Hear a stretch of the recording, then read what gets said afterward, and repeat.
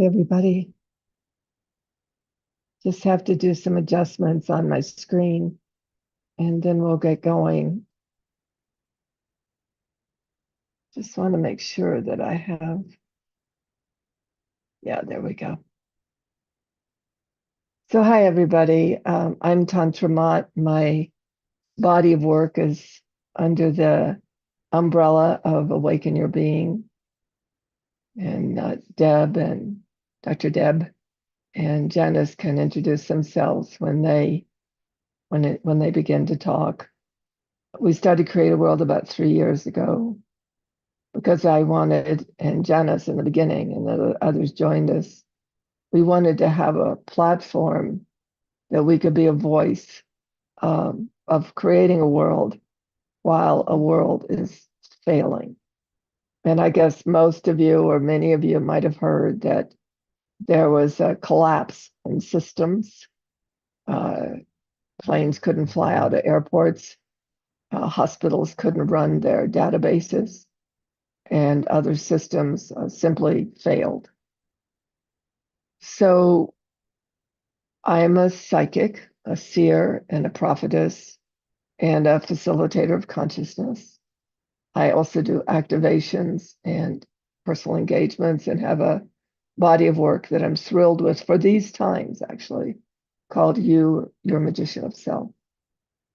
But none of that is separate from what is happening in the world around us. It's actually because of what is happening in the world around us that our capacity to remember ourselves right and to be given the opportunity to remember ourselves right in the midst of chaos and collapse and things going out of existence and things deconstructing is a world where we have to build our strength, stamina, capacity for that.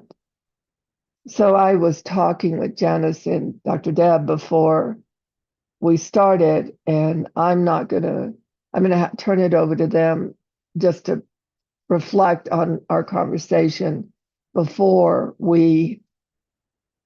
I speak again. But the one thing I want to say for myself is I've known about these times for 45 to 50 years. Both Dr. Deb and Janice can attest to that. And everything I've built and everything I've given people access to is for these times. And CreateAWorld is one of those.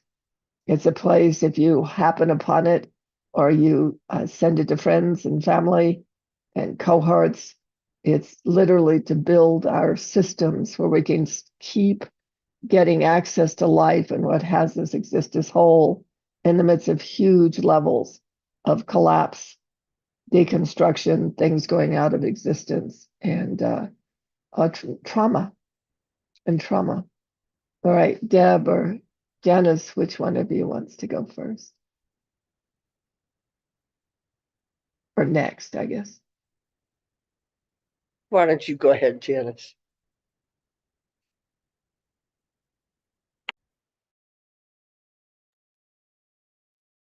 So I think one of the things that's just important as we go into this conversation is to recognize that CreateAWorld does not come from any particular fixed viewpoint or and the word is just escaping me, dogma, there we go, or any particular dogma.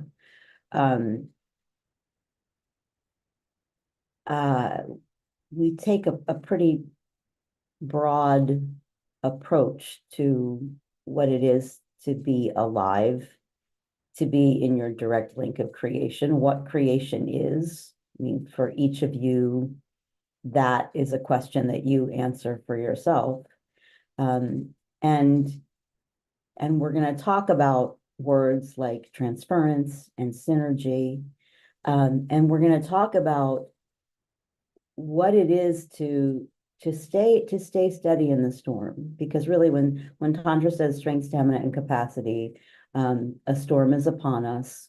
We need to know where our stability is in that, and that is beyond the good, bad thinking of, well, I'm happy or I'm sad. Because the reality is it's possible to be both happy and sad, and even at the same time. And so what we're reaching for is we're reaching for the deeper concept, the deeper application of what is it for me as an individual, part of a collective, but to be connected to life in the way that I am designed to be connected to creation. So to me, that's a much deeper conversation than how can I manage the suffering or ignore the suffering or pretend there is no suffering. But it's how can I stay connected to that which gives me life, when in the midst of things that are both life enhancing and life defeating.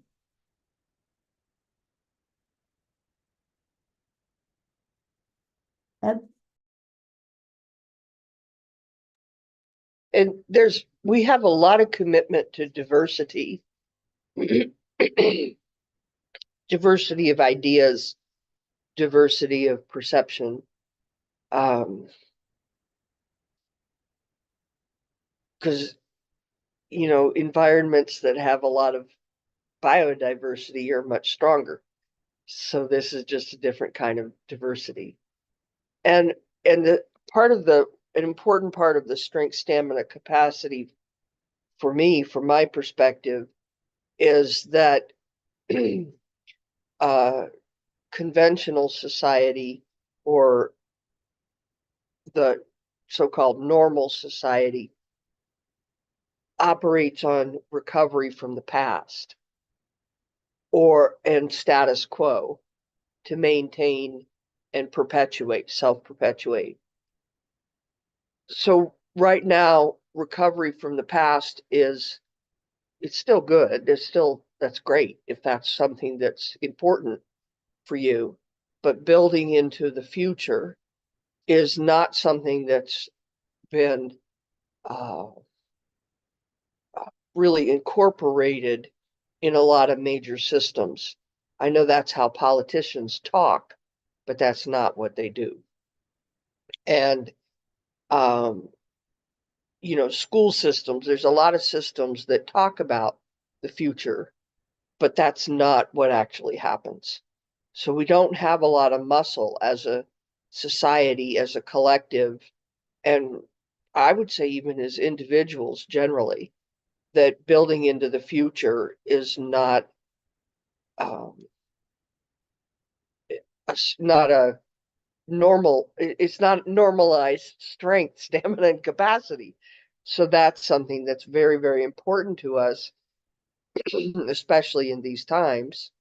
Maybe every generation talks about their times in that way, but it's pretty evident. And we have a lot of commitment to creativity and uh, the that so many people have creativity as part of their design, maybe everybody. And what is it to build a life that includes and amplifies everything? Your culture, your spirituality, um, your uh, your social views, your political views. What is that in a way that strengthens the collective? So that's a lot of our commitment in CreateAWorld. Want to interface with a couple of things you said, Deb. We don't have to worry about the past because it follows us like a dog after a bone. And we are watching the results of the past. And now we're at an epicenter where it's really important as an individual and as different collectives, because the beauty of when things are collapsing is you have raw material for building new access points to futures. And in the United States of America, very different than countries who have been at war for a long time. we trust our systems and we live in comfort. And today, several of our systems failed. So Deb created a concept, or I'm going to create a word, but she created the background for it, of a pressure point. And we're in a pressure point. And the key element when you're in a pressure point is get access to what gives you life and has you exist as whole. Just get access to it on a daily, minute to minute level. And because it will use the neurological framework of your brain to start tracking that after a time.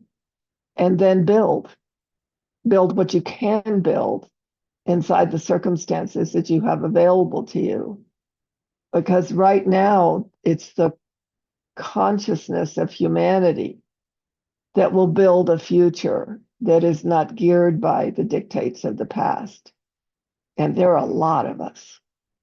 The lovely thing about having this body of work that I and Deb and Janice have been part of is that we get to know about other cultural communities and we get to know about other disciplines, coaching, quantum physics things, and spiritual things, and even religious things that are happening that are literally knowing that these times would eventually be upon us and that maybe we were born for these times, not to be at the effect of them, because we will be at the effect of them, but in the midst of being at the effect of them, build lives, build our lives moment to moment as valuable and loving, as valuable and loving. Mhm. Yes, I Janice. I went to a theater performance last night of a play called Irina's Vow.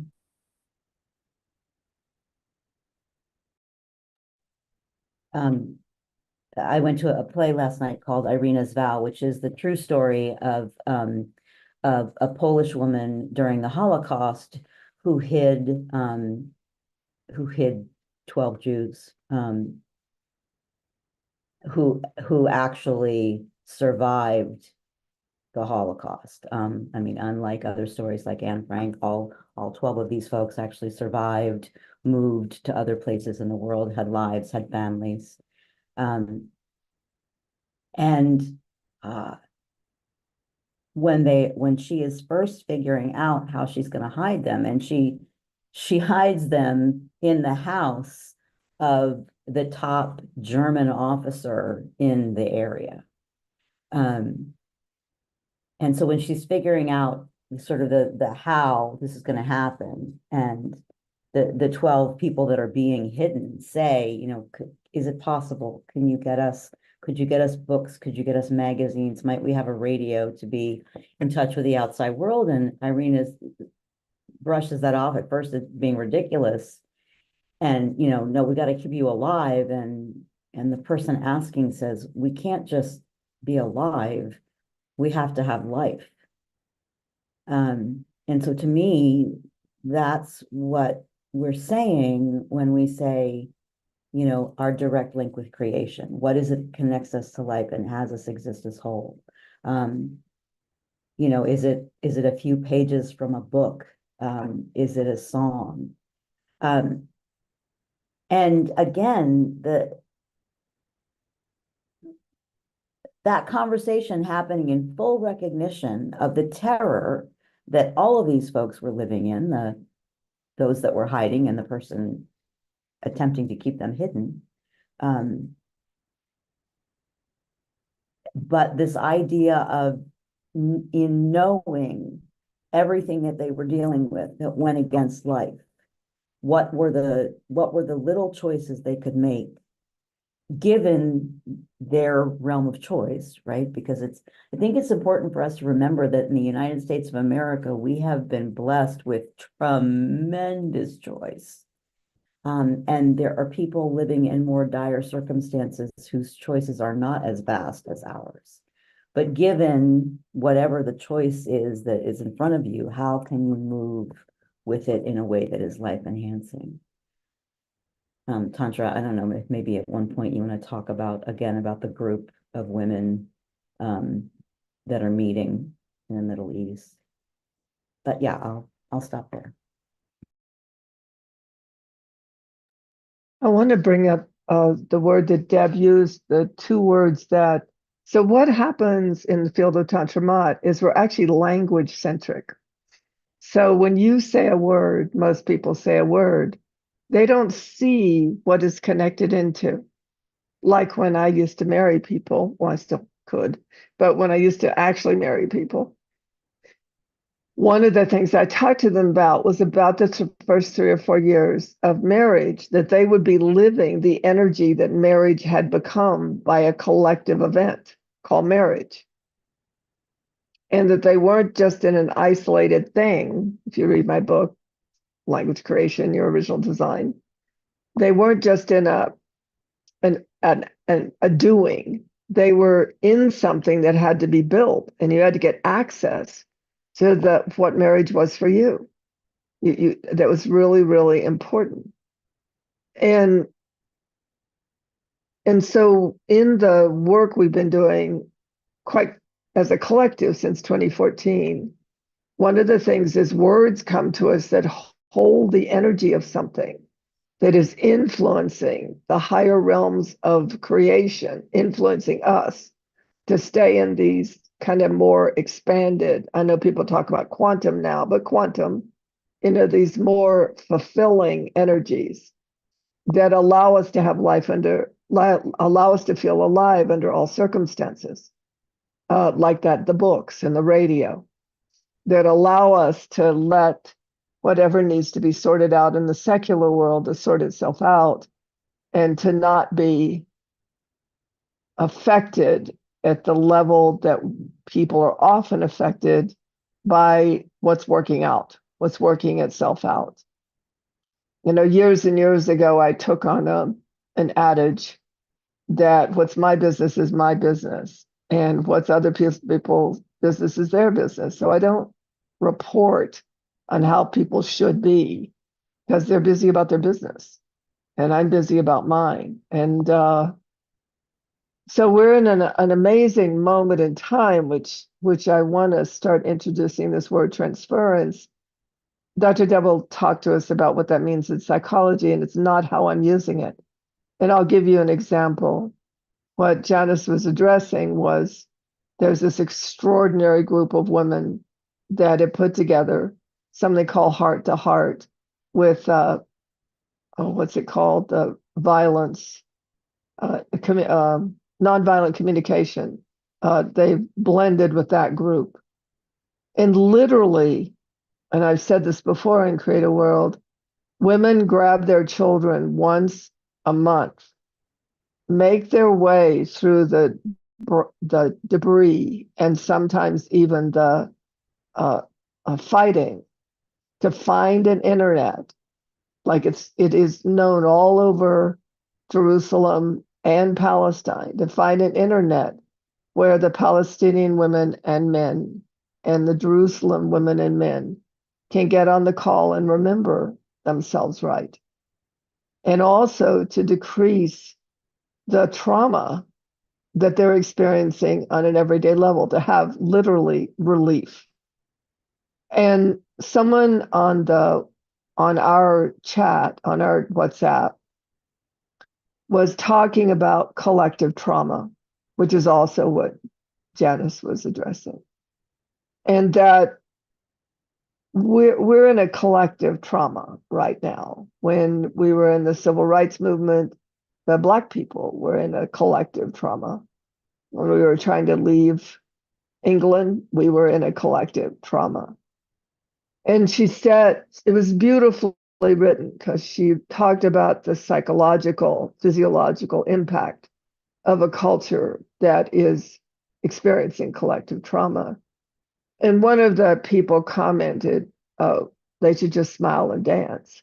And luckily, she ate them for it. I was very happy about that. And she said, you try it.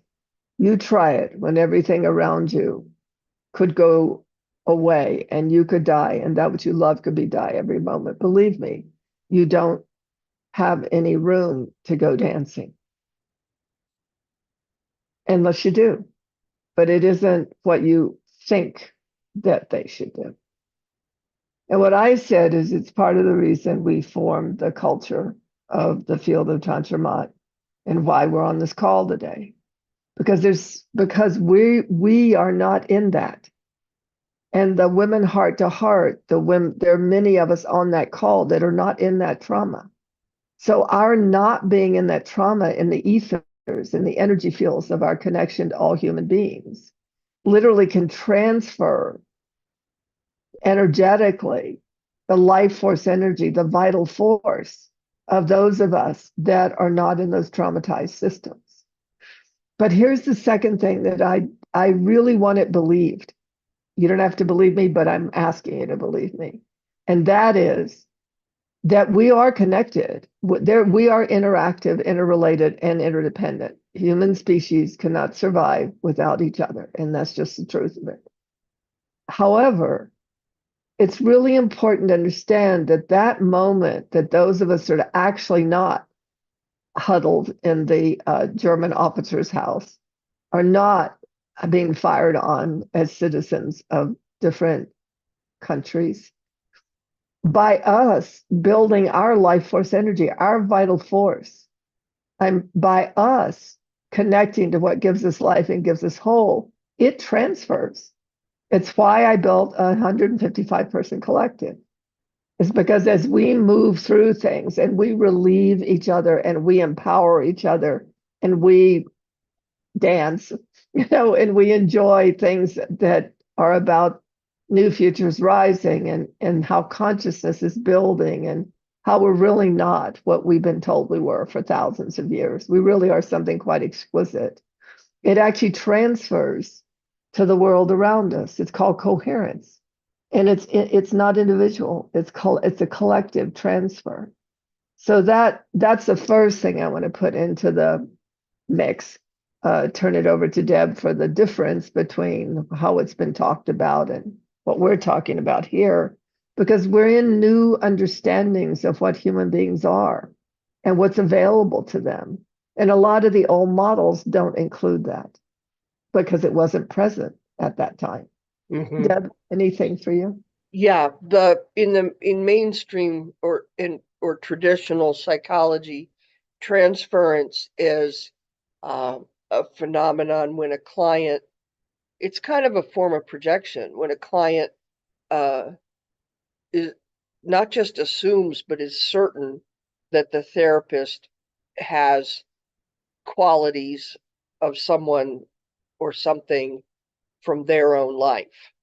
So, and that may not be anywhere close to true, but it's just so, I'm going to say alive for the client that they're just certain that's who is in front of them, those qualities.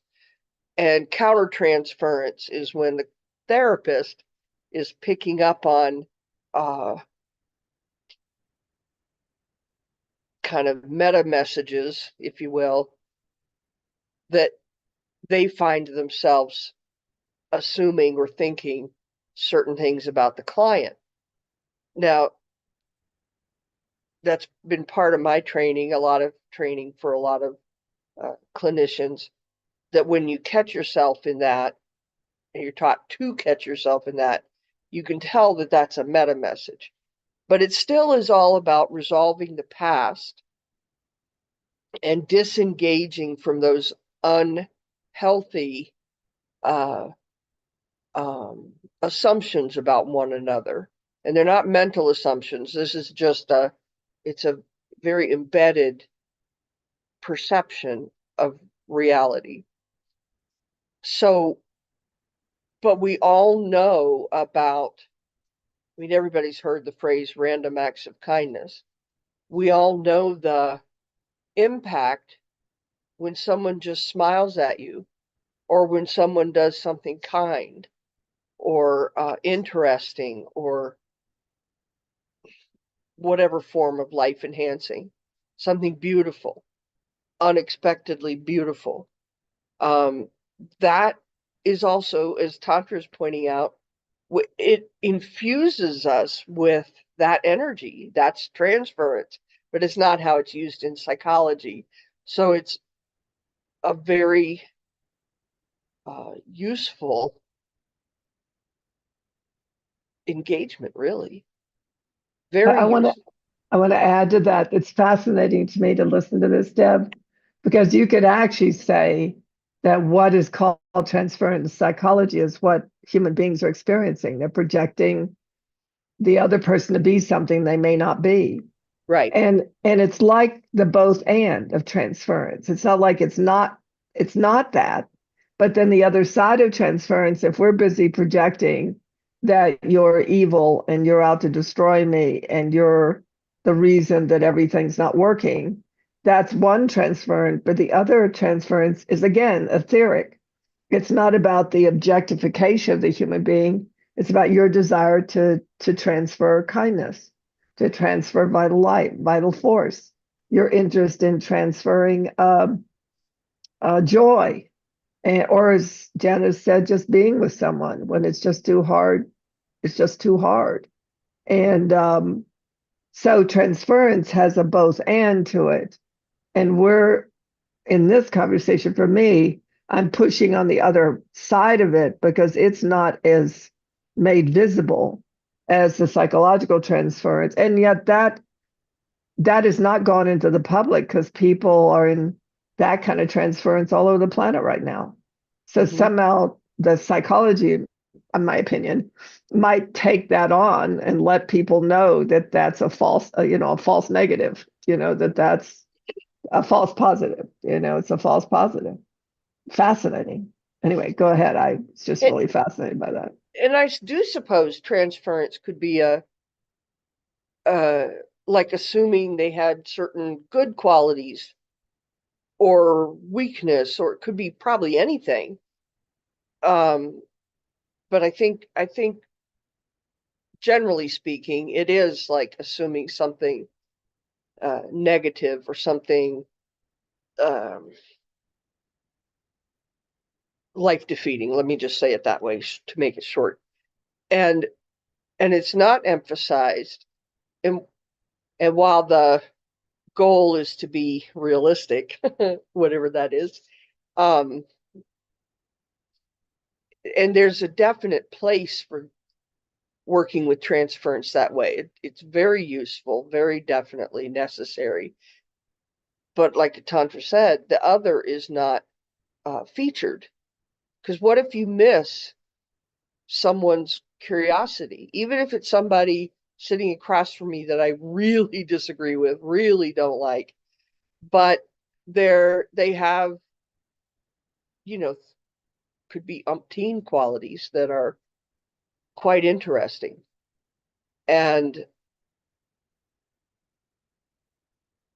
or that I could change something by infusing the world around me with curiosity, kindness, interest in them as a human being, anything like that. Yeah, that's really cool.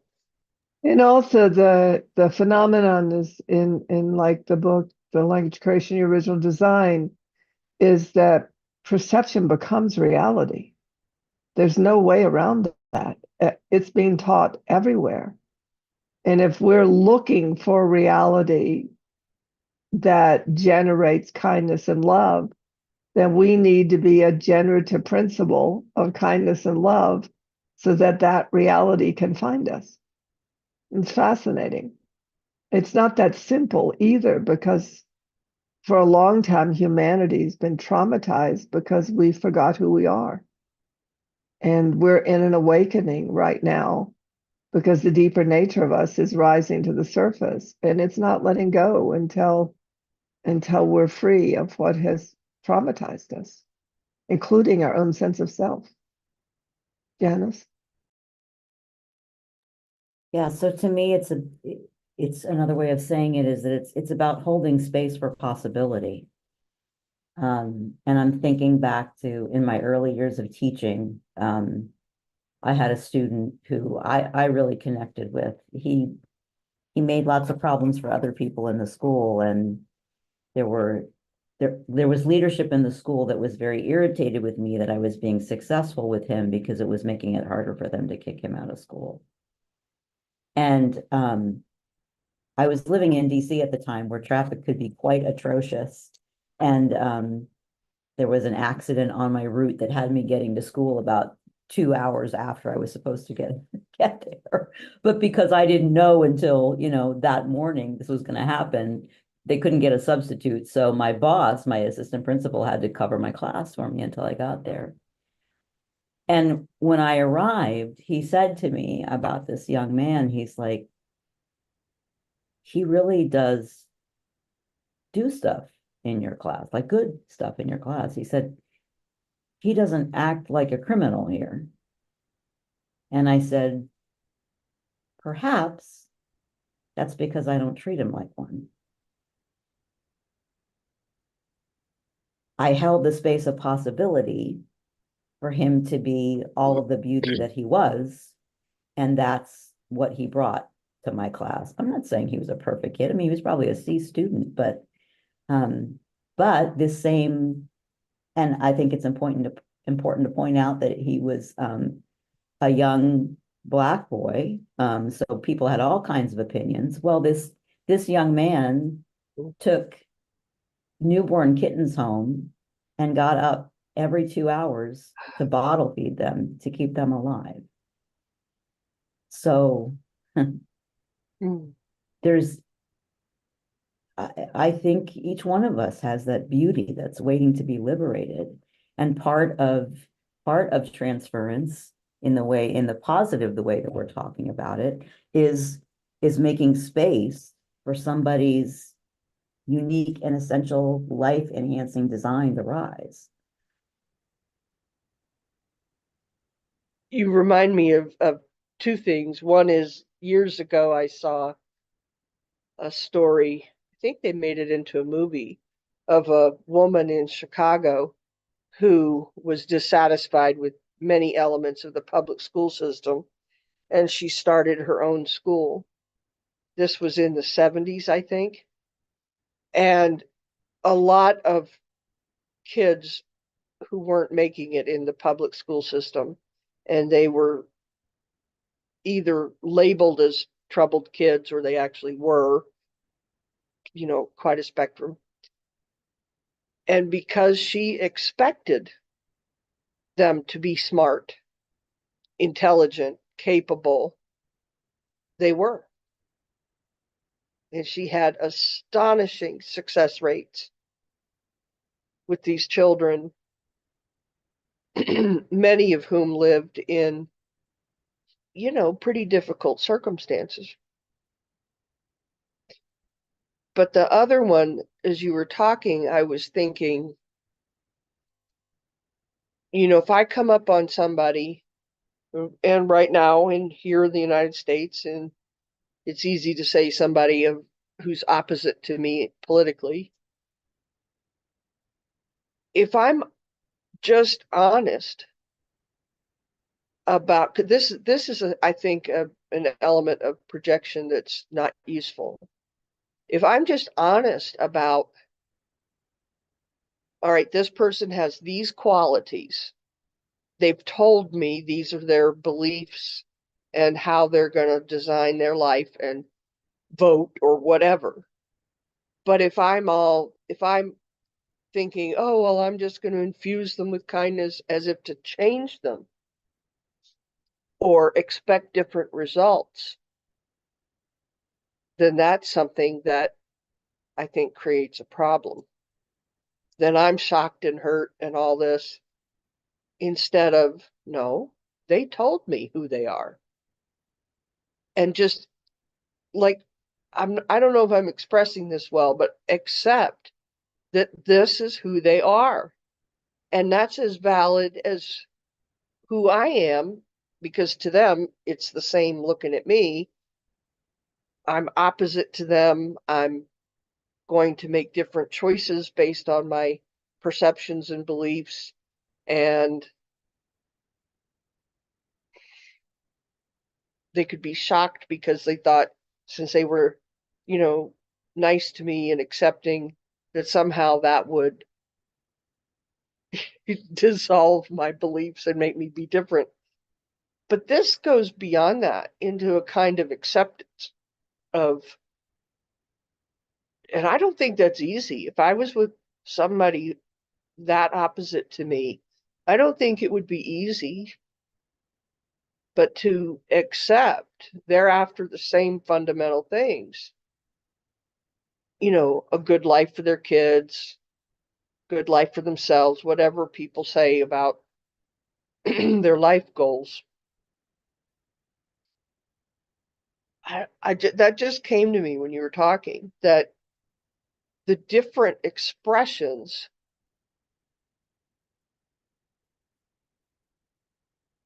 I think I'm starting to have trouble getting it across. There's going to be a lot of different ways of expressing the same journey, and to grant acceptance to a human being without necessarily liking their choices. That's a form of transference too. That's, what if we just trusted everybody's journey? yeah, like that.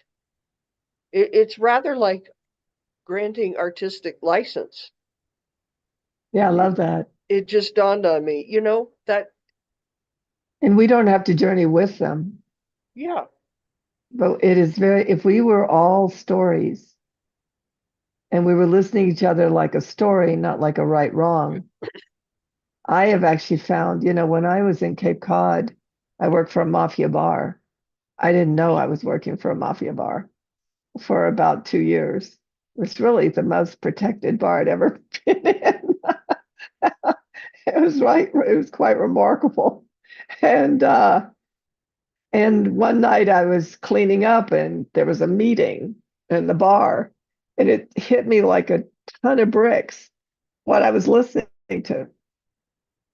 And like it was so shocking.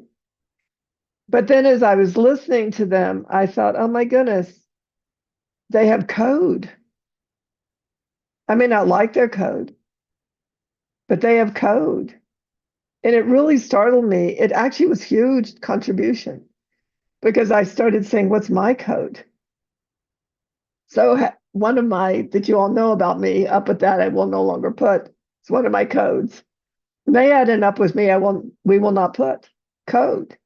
And sure, it was real, definitely went against life, definitely. But there was still a contribution because they were on that journey and they were a bit paying attention on that journey. And why I'm on that call with women heart to heart is I don't want to forget. I don't want to forget what the struggle we're in right now. I want to remember. And what really worries me about the United States of America is we hang out in our head or some favorite TV stations. We don't really interact with life. We don't really interact and be in relationship with other human beings. And the relational field of humanity has collapsed and it's all become objectified. You're a thing and you have these properties. Therefore, I can't listen to you. Therefore, you have no value. And it's got to crack. I want to read the definition of synergy. In metaphysical terms, synergy can be defined as the dynamic and harmonious interaction between distinct energies, entities, or forces that, when combined, produce a collective effect greater than the sum of their individual contributions. This phenomenon reflects the interconnectedness and coherence of the universe, where the collaboration of diverse elements enhances the overall vitality, balance, and evolution of the whole. In essence, metaphysical synergy embodies the principle that unity and cooperation among various aspects of existence lead to amplified and enriched outcomes, fostering a greater realization of potential and higher states of being. That is what we have the opportunity to build, because structures that will not serve us in the future are collapsing. And the one thing I want to add is it reminded me of the Old Testament because that was a synergistic period of time. There were angels, there were the 7 tribes of Israel, there were human beings, there was a lot going on multidimensional levels of creation. And while we're not going to get into that probably today, there is I am a mystic and a seer, and I am watching the powers and forces that operate on behalf of life moving in the patterns of humanity right now. Maybe someday I'll get to talk about that because right now, human beings are too worried about human beings to really even realize that we're part of a much greater evolutionary awakening process than what human beings at this point have perception or the access to comprehend. Over to you, Janice.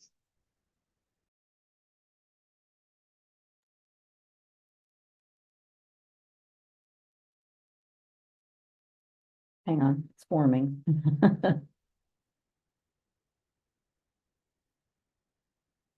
And Deb and I talked quite in depth about evolution last time, and what it is to find well-being in the midst of that.